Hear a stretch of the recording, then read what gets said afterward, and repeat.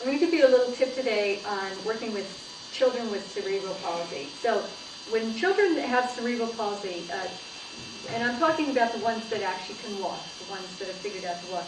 So a lot of their walk is usually like this. They're kind of either this leg or the other leg, but they walk like this. And so you can see how they're totally on the outside of the ankle, on the outside of the toes, and this is usually how they walk. And they're going around, and the knees usually kind of come in like that. Their pelvis is way back. You can kind of see how that looks. And so there's a very powerful thing that you can work with your cerebral palsy children to get them to reverse that.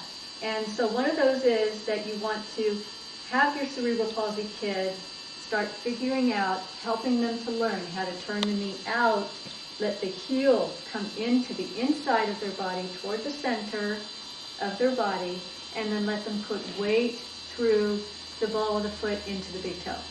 Okay? And so you work with your kids, and what you'll find them doing if you have them walking, you'll find that you want them to walk like this. Okay? So you can see how I'm doing this. You want them to walk with the pelvis going like this. What will happen is they may start walking kind of like this, and then over time, as you work with them, they'll start letting that pelvis come forward. They have to have the pelvis come forward in order to do this movement.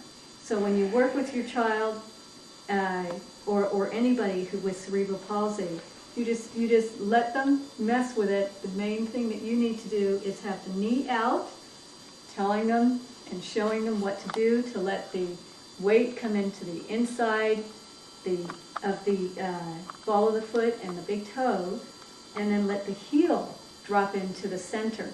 They'll want that heel to go this way. You're going to have them drop it in this way. You can see what that does to my leg and also what that does to my pelvis when I do one movement versus the other. This is the movement that's going to give them the ability to jump, to play soccer, to do whatever they want to do, and to walk normally. All right, that's your tip for today. This little boy has just learned how to do the movement I talked about, and as you can see, he's figuring it out. He's playing with his pelvis, trying to figure out how to move in the way that I'm asking him to. His upper body is confused, but that's to be expected. That'll be another session. You can reach us at www.designformovement.com for more information about working with children and adults with CP.